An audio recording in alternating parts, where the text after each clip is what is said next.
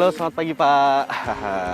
Nah, pemirsa dulu sekarang hari ini kita mau bahas soal singkong. Meskipun singkong ini banyak ditemui di berbagai wilayah di Indonesia, bahkan menjadi bahan dasar buat makanan tradisional, singkong ini bukan tanaman asli Indonesia.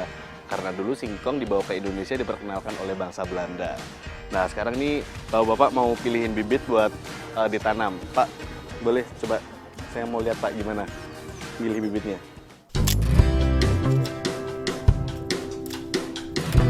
Seperti inilah pemilihan bibit untuk ditanam. Petani tinggal memilih batang yang nampak bersih dan bebas penyakit. Batang yang biasa digunakan sebagai bibit biasanya berasal dari batang utama karena ukurannya lebih besar daripada batang cabang. Kalau batang untuk bibit sudah dipilih, tinggal dipotong-potong deh.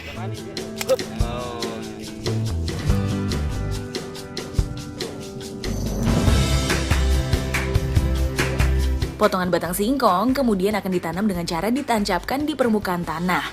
Gampang banget kan menanam pohon singkong? Gak heran ya, kalau di Kabupaten Bondowoso ini, singkong menjadi salah satu hasil bumi yang diandalkan.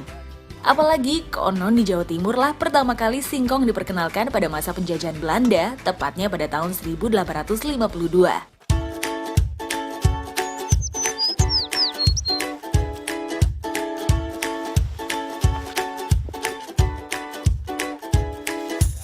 Setelah berusia 8 bulan hingga 1 tahun, biasanya singkong siap dipanen. Nah pemirsa tadi kan kita habis nanam, sekarang kita mau panen. Cepet banget kan, habis nanam langsung panen. Umurnya 1 tahun. Umur setahun. Ya, wajib dicabut. Aduh, Ya. aduh. Ya. Kalau sendirian nggak bisa Pak ya nyabut singkong? Bisa. Bisa sebenarnya. Oh, tapi emang enaknya rame-rame. Oh, biar gotong royong ya.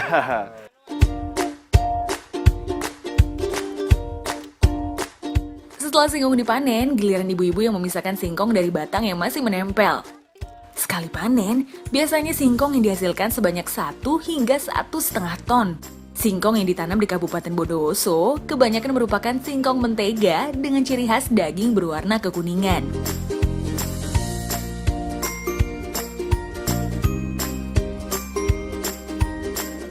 Singkong yang sudah dipisahkan dari batang kemudian dibawa ke tempat pengolahan.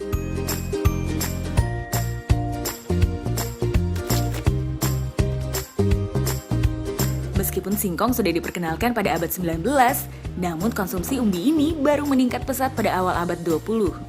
Selain dikonsumsi sebagai sumber karbohidrat pengganti nasi dan jagung, singkong juga diolah menjadi berbagai makanan tradisional.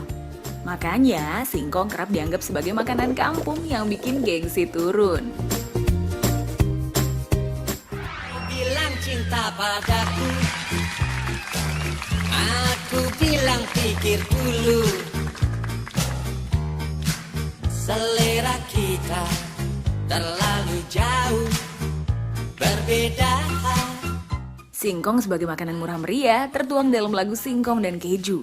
Pria yang hidupnya masih susah diibaratkan sebagai singkong, sementara sang gadis pujaan yang hidup mewah diibaratkan sebagai keju. Aku suka jaipong, kau suka disco. Oh, oh, oh. Aku suka singkong, kau suka keju. Oh, oh, oh. Aku dambakan seorang gadis yang sederhana. Aku ini hanya anak singkong. Ups. Pemirsa dulu sekarang, singkong yang tadi kita panen mau dibikin jadi salah satu makanan khas Bondowoso, tape singkong. Nah di Bondowoso sini sebenarnya tape singkong sudah ada sejak ratusan tahun lalu. Bahkan tempat produksi tape ini sudah generasi keempat. Jadi sudah ada dari dulu sampai sekarang masih tetap bertahan.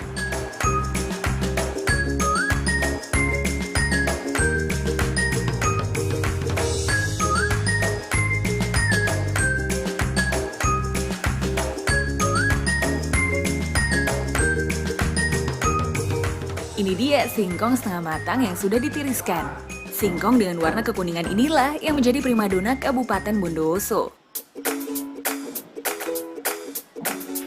Dalam sehari, 1 hingga 2 ton singkong mentah diolah menjadi tape. Setelah dikupas dan direbus, biasanya bobot singkong berkurang sekitar 30%. Sebelum dibuat menjadi tape, singkong rebusnya didinginkan dulu ya. Untuk dijual ke pasar, biasanya hanya singkong utuh berukuran besar yang dipilih. Singkong rebus pun diberi belahan supaya proses fermentasi lebih mudah berlangsung.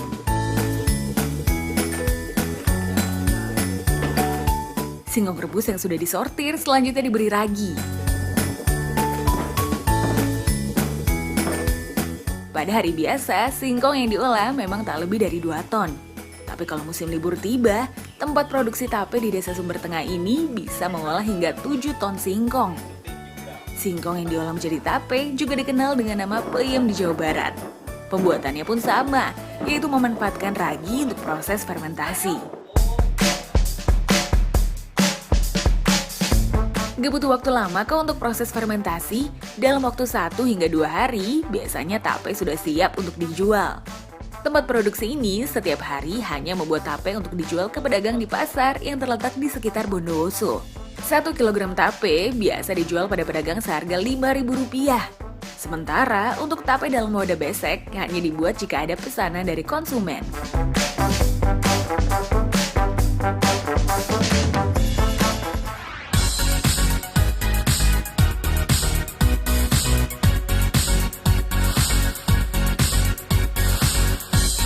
Dari Bondowoso, kita bergeser ke arah selatan di Kabupaten Jember.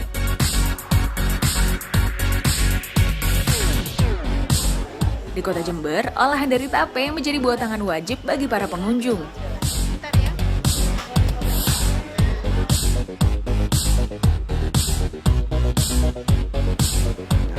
Selamat pagi Mas.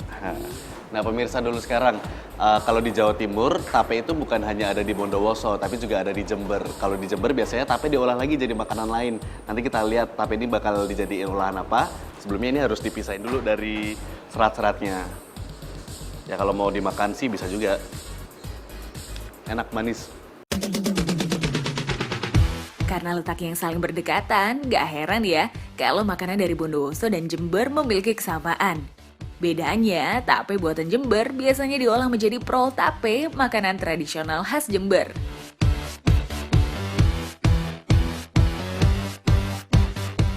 Sesuai namanya, prol tape menggunakan bahan dasar tape singkong.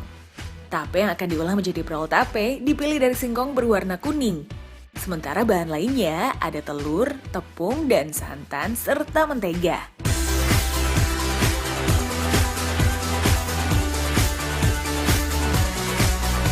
Membuat prol tape dimulai dengan mencampurkan telur dan tepung ke dalam mixer. Selanjutnya, tape sebagai bahan dasar ikut dimasukkan ke dalam mixer. Bukan mixer biasa ya, namun mixer berukuran besar yang mampu menampung sekitar 25 kg tape.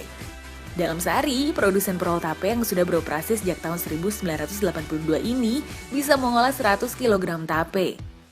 Namun pada musim libur, jumlah tape yang digunakan bisa meningkat 3 kali lipat menjadi 300 kg. Setelah telur, tepung, dan tape tercampur, giliran mentega yang dicampurkan ke dalam mixer.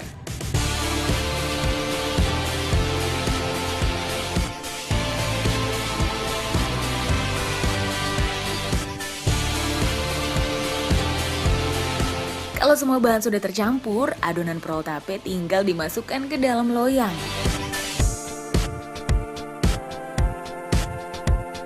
Loyang berisi adonan prol tape selanjutnya dipanggang di dalam oven.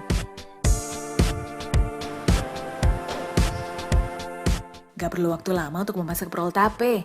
Cukup 15 menit saja, adonan sudah siap untuk dikeluarkan.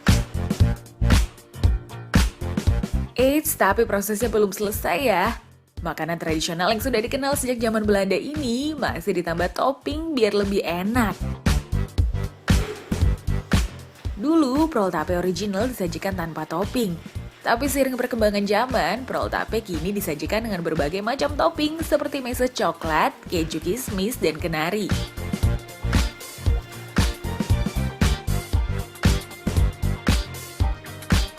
Setelah dipanggang lagi beberapa menit, prol tape pun siap diangkat. Keluarkan dari loyang.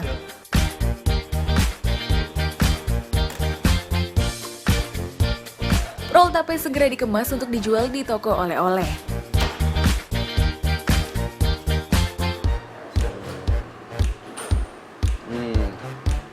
Ini udah agak dingin dan enak karena rasa tapenya masih terasa, apalagi dibuatnya dari tape singkong yang dasarnya singkong kuning. Jadi rasa asli singkong yang memang manis masih sangat terasa.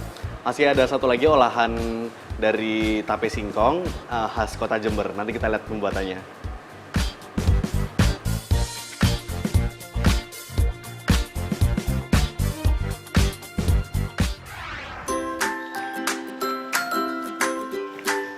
Yap, masih ada nih olahan tape tradisional dari Jember namanya suar suwir. Kalau roll tape terbuat dari tape singkong kuning, suar suwir dibuat dari tape singkong putih. Tape singkong dan buah sirsak dimasak dan diaduk terus di dalam wajan besar, mirip seperti pembuatan dodol. Oh, saya boleh nyobain, Pak? Saya mau nyobain nih. Ini udah dari mulai jam berapa nih, Pak, tadi? Setengah 8. Sekarang udah jam 10 lewat. Kurang lebih udah hampir 3 jam lah. Nah, ini kalau dulu katanya lebih lama, Pak, ya? Berapa jam biasanya dulu, Pak? Waktu masih pakai 5 jam waktu masih pakai kompor minyak ya. Nah, sekarang karena udah pakai kompor gas, katanya bisa lebih cepat. Sekitar 4 jam udah selesai, Pak, ya. Resep pembuatan suar suwir sebetulnya sudah turun-temurun. Namun, suar suwir sebagai buah tangan khas Jember baru dimulai tahun 80-an dan sekarang sudah dikelola oleh generasi kedua.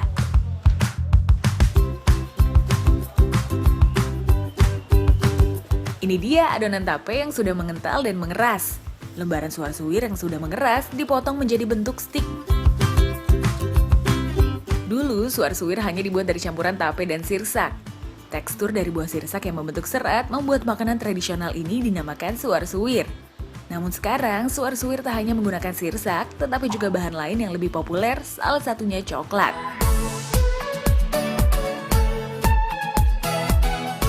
Dulu, pengemasan suar suwir hanya dilakukan dengan cara lama, yaitu dibungkus kertas minyak. Namun sekarang, pengemasan dilakukan dengan bantuan mesin, sehingga lebih higienis dan lebih cepat dibanding tenaga manusia. Lihat aja tuh, dalam sekejap sudah banyak suar suwir yang sudah dikemas rapi.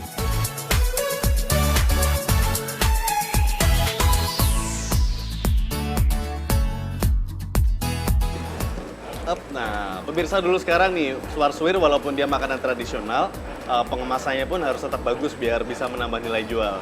Nih bentuknya kayak gini, coba cicipin.